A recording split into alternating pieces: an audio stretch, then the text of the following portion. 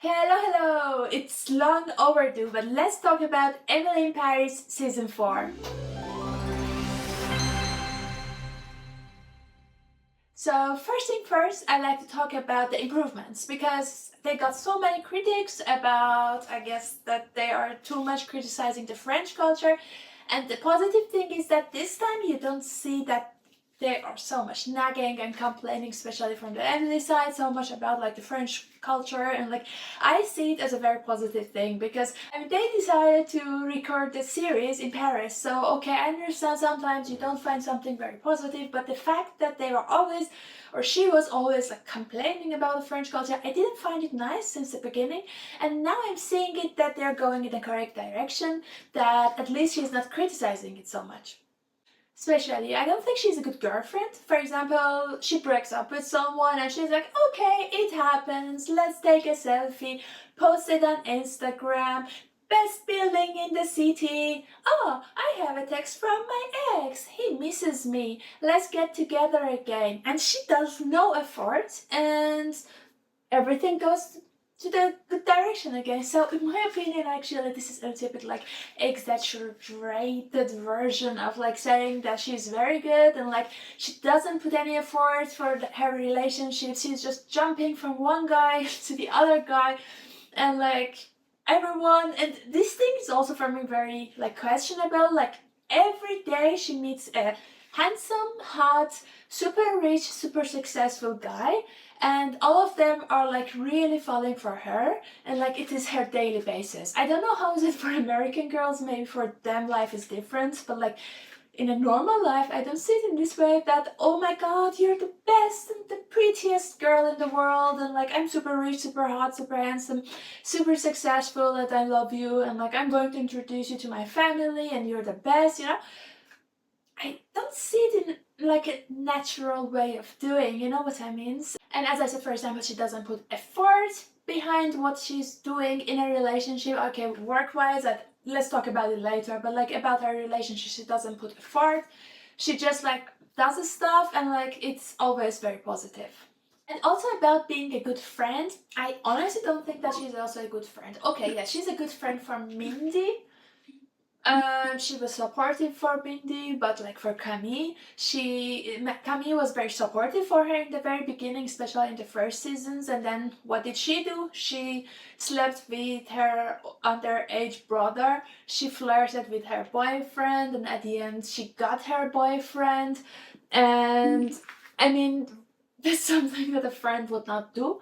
She's a good friend for Mindy, maybe unless she had a boyfriend that she would like, and then she would also not be a good friend for Mindy. Also, in my opinion, she is really not a good person, honestly. I mean, the actress I really like, Lily Collins, is a very good actress, but Emily, as a character, I really think that she has so much character. She needs to do so much character improvement, and she is not a good person. I mean, the only place that I felt a little bit sorry for her was in this skiing scene that she was going down, and like Camille and Gabrielle just like left her, and like she said in from the beginning that I cannot ski well, and like what did they do? They just like went down because Camille wanted affection from Gabrielle, and then she just like tried to like ski down, and like Gabrielle went after her, and like she was staying there what to do, and like when even, and I really liked that she confronted to Gabrielle that this was not correct, and he was just like, what do you see, what do you mean? And like that was the only part that I felt like, oh, I can like have a good feeling with, I can have a sympathy with her, and like that was the only part that I was like, okay, yeah, I understand her point. And but again, what happened during that ski trip, during the time that she was going down, she was super mad and everything. She met Marcello, which is Italian, super rich, again, super handsome, super sweet, that again, afterwards we will talk about her, but him, sorry. But anyway, it is just like, yeah, her luck, at least she's very lucky, let's call it like this. And the other thing is that she is living in France. She doesn't speak any language, and now I guess it's now a few years that she's living, and her progress is very little. And especially in the work that she has, I I feel like learning a language is very essential, but especially because she's talking mostly with the clients, and most of their clients are French. So I understand that they brought her because they wanted to bring the American perspective to their company, which it is also something that we can discuss. But still, the fact that she, at least in the beginning, it was a sudden decision, so she couldn't learn before she comes, but she could at least put a little bit more effort in learning the language and like try to integrate more in the culture. And also they're really exaggerating in this sense that she is always saving every campaign. She is always saving everything. So at some points it should go toward reality. I mean, I understand this is not like a documentary that everything should be 100% correct, but at least you need to they need to try to make people have sympathy and empathy, everything possible with Emily, but like it is not happening. Like everything is going wrong, and suddenly she says, oh, what if in a meeting, in a work meeting, I mean, what if we put this on that, and suddenly everyone, wow, that was the best thing that could happen in this life for us as like advertisement. So I mean, it is good, it means she's ambitious, she's so creative, she's so talented, but like this is too much for me, honestly, that they just say, oh my god, whatever she's doing is like the best, and like she has the best ideas, she's rescuing us. But like the thing is that the others that are working in this company, they are also talented people, so let them also shine a little bit. She's just like jumping in between, and like she's like trying to push her ideas, and like everything, all of her ideas is whatever everyone wanted. So this is a little bit too much for me. And yeah, and I mean, I'm not a person of fashion, so I cannot talk about fashion a lot. This, I'm so far away from like fashion to put any comment. For me, hairstyle is not very fashionable, and I don't know, maybe she is a little bit sometimes over the top, but that part, I have never lived in Paris, so I don't know if in Paris this is maybe a normal. So about that part, I don't like to talk about it. But I would say her taste of fashion is a little bit more my personal opinion, which is totally fine. Everyone can wear whatever they want. For me, it is her character that has so many flaws that, yeah, that makes it a little bit like sometimes during watching it annoying for me. I'm not saying all of the time, but sometimes I feel like, oh, again. And for example, like I feel even like she is a content creator, but I don't think she's creative in that one. She's just like biting a croissant, or I don't know, she's just like taking a picture with the building, and like everyone are like, wow, such a good person. She's that good that Lady Macron is, sorry for my pronunciation, she is even like following her on Instagram. And when the first lady of France is like following you, when like the big influencers, big people are following you, you should be as creative. You should have strategy for marketing. You should have some stuff that makes you different on Instagram from the others. And I don't see her. She's like normal Instagramming. I don't see this like creative way of thinking to make her Instagram posts or stories a little bit more like special. Even like the captions that she's writing is not so catchy. That's why, I mean, just one hashtag she had in the first season, I guess that it was a little bit like, okay, it was a hashtag which was catchy, but the rest I have never seen something. But anyway, she has always so much like compliments, which I guess she shouldn't have that. So that's also a part that for me it's just like, yeah, okay. About the relationships in this series, I'm sorry, but it is just like, it makes me lose faith in so many things, because there are so many cheating, so many betrayals. Everyone are cheating on someone or something. I mean, this is a little bit sometimes too much. Like Gabriel, when he was with Camille, he was just like flirting with Emily, and he started to to have feelings for her. Then he was with Emily, but then he was just trying to flirt, or like at least trying to protect or pay attention to Camille. I don't know. From Sylvie's side, I don't want to even talk about it. Like Mindy loves this one, but it's with this one. I mean, in general, and Mindy is the least harmful character. So in my opinion, Mindy has the best character in general in Emily in Paris, and I can like feel the best when I'm watching her. But in general, it's just like so much betrayal, so many toxic relationships that you would like a little bit start to lose faith in relationships. I mean, what's it?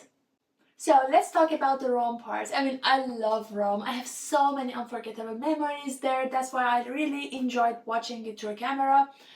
But again, there is a rich, handsome, successful guy involved in it, which is okay. Marcello was really nice, really sweet, and it was so interesting. Although so many misunderstandings happened, he was still coming around, and like he was still going back to Emily because Emily just like traveled to Rome for him. And for the first time, she didn't want to work, and she just wanted to just like have holiday and like just like spend time with him. And although so many misunderstandings happened, he just like came around. I feel like he introduced her a little bit too early to the family, like on your first or second date.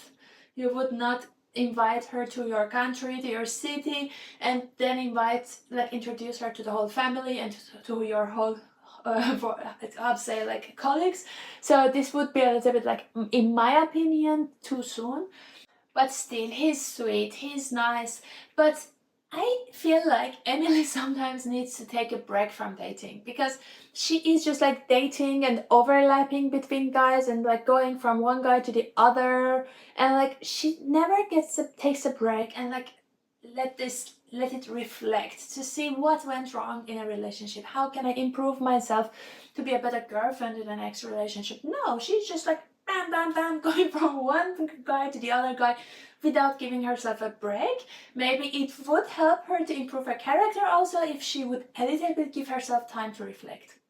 But something about that I really liked, especially in this season, was how Mindy was supportive about her moving to Rome, about Emily moving to Rome. She was just like saying, yes, that's amazing. And a selfish friend would say, oh no, what should I do? Now I will be alone and like I should start over. So this is not a good news. I mean, of course, when a friend of us is moving, we're sad. But at the same time, we need to be supportive for that person also. But she was just like, that's perfect, that's a great idea, go for it, and like these things. And that I really loved about her and like about the season, like to see, at least from the Mindy side, the friendship is really strong.